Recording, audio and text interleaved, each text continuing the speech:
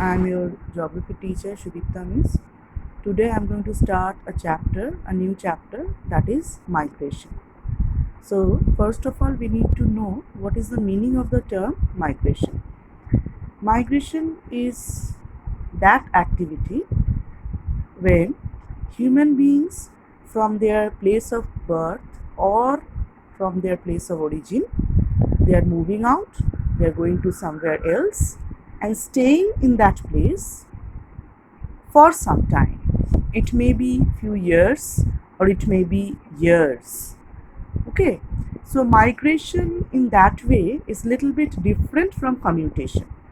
What is commutation? See, every day we usually under normal situation we come to school, people they goes to office, and at the end of the day they comes back to their home. So that is commutation.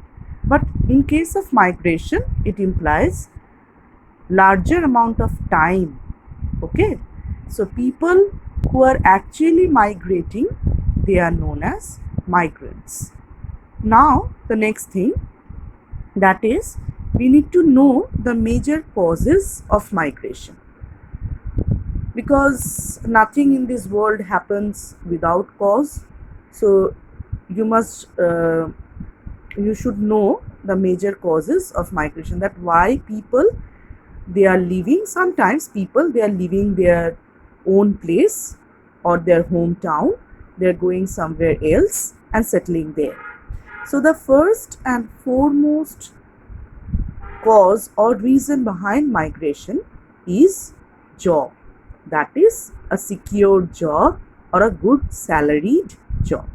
Okay, it may happen in our families also. Sometimes we can observe or sometimes we can notice that some of our relatives, sometimes our brothers, sometimes our cousins, or maybe some of your fathers, though they are born and brought up in Kolkata, as because we are living in Kolkata, so I have chosen the example of Kolkata. Okay, it can be any other place. So, as I was saying, so suppose a person who is born and brought up in Kolkata, maybe for the sake of a good job, a secure job, the person has migrated to somewhere else. It can be Pune, it can be Mumbai, it can be Bangalore, it can be Delhi, it can be any other place.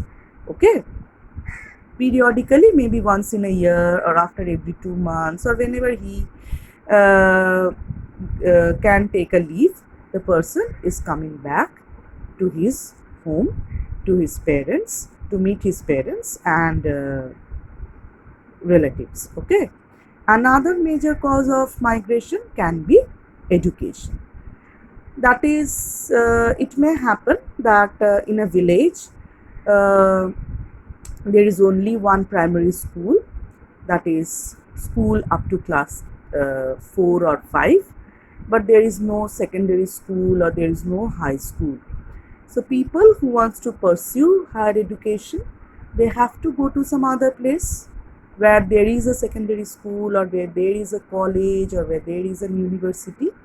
Okay, the third reason is very common in our Indian society, that is marriage, and it is actually uh, happens mostly in case of women. Why I am saying mostly in case of women, that I will discuss later on.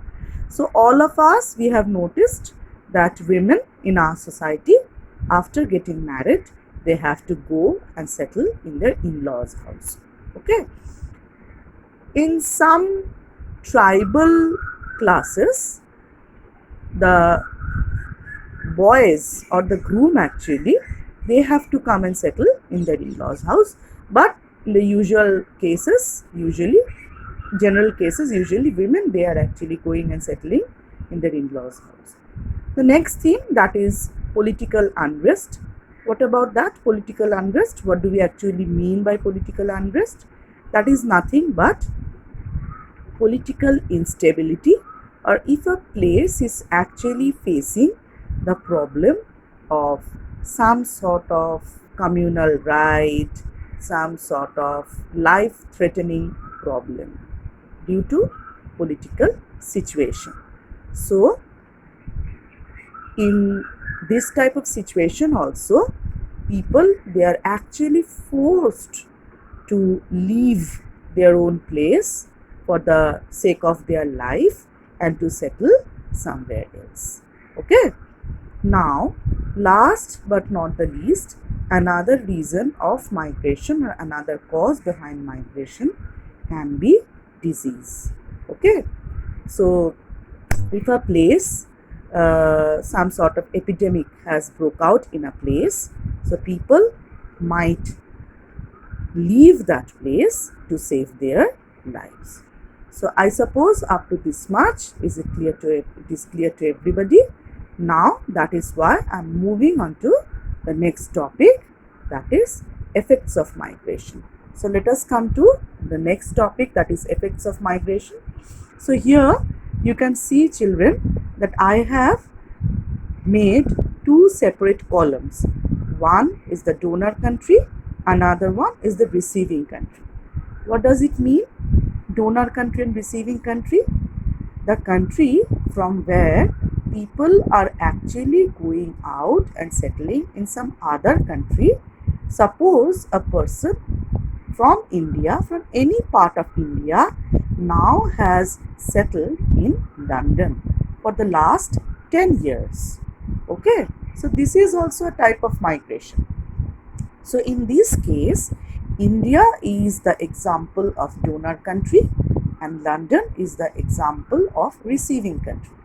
It can be anywhere, it can be any other place. Okay, so let us see the effects of migration upon donor country and receiving country.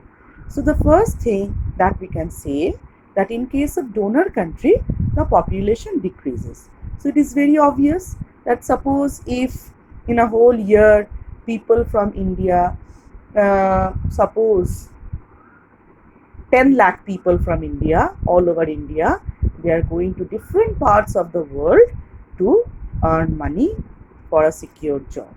Okay, so in that case the population of India will decrease, and the place wherever these people will go, they will increase the population of that specific country.